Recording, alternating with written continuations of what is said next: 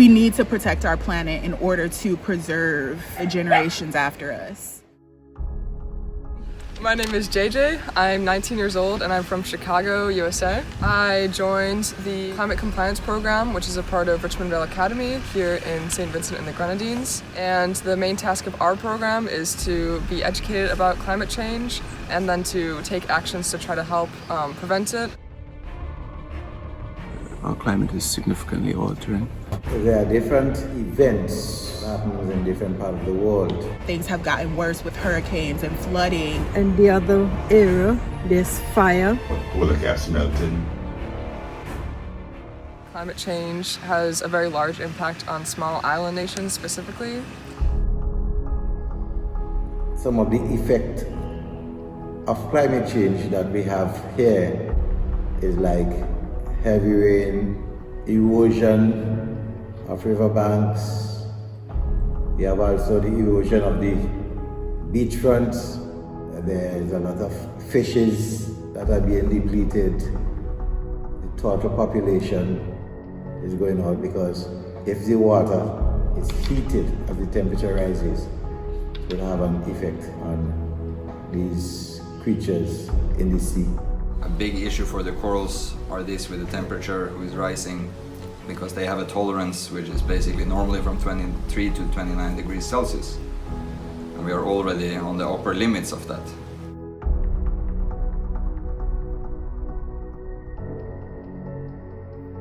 I have noticed a change in weather pattern, that the dry weather is coming later and the rains are falling longer.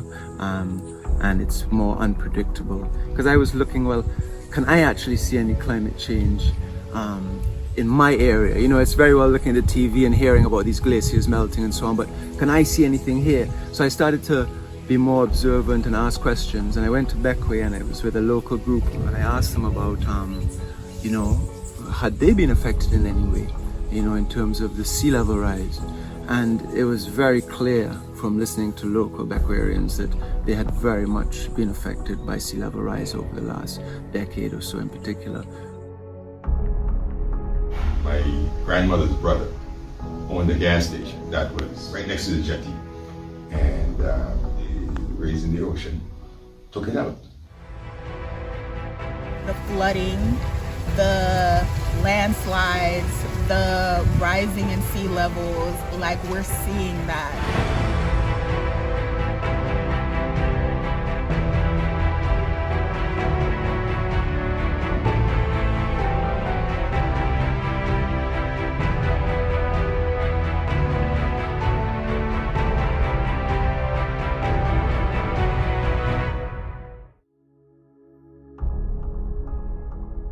I definitely wouldn't use the word afraid, but concerned, definitely, of course.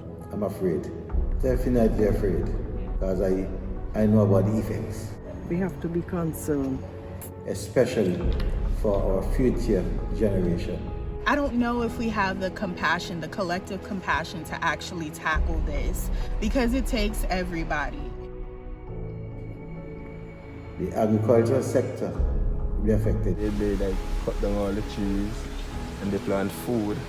And because of no mulch and no land solution, no quanta, no swales, that land soon is going to be washed away by the heavy rain. During this erosion, it also takes with this all the chemicals, the pesticides that are used in this farming.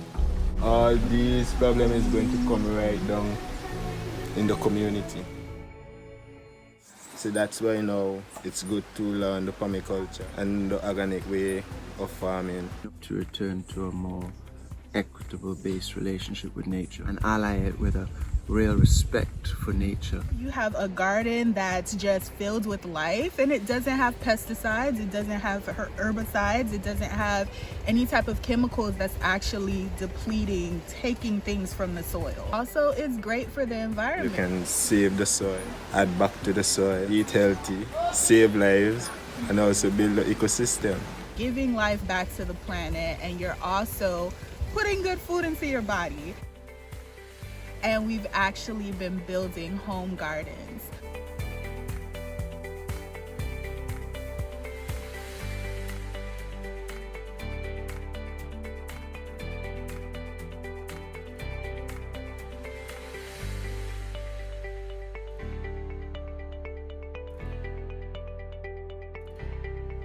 I'll give you 2 reasons why.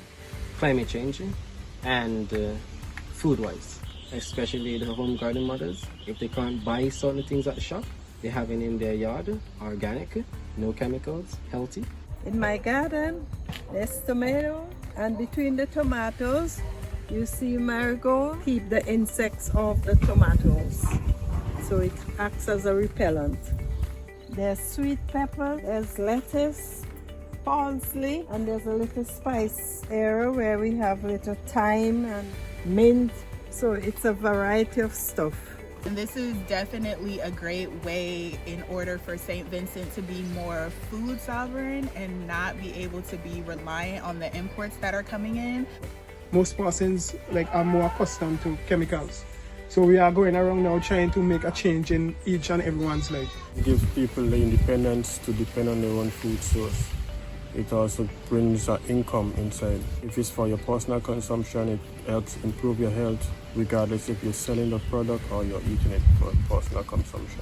I love to work in my garden, I love to weed, I love to plant.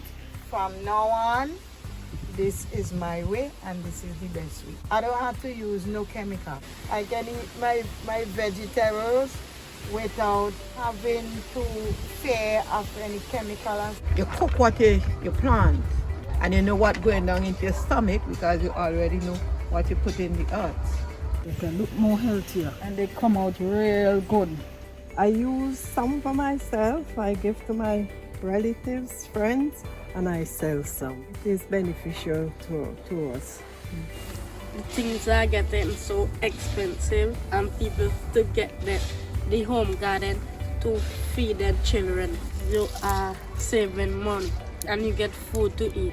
Now I'm growing 70% of my stuff, so it's even more profit, and I know exactly how I'm growing it.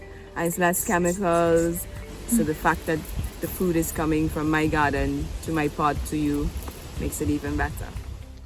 In general, it's a really good thing to be building home gardens, but at the same time, there are a lot more things that need to be done to help mitigate and prevent the climate change from happening.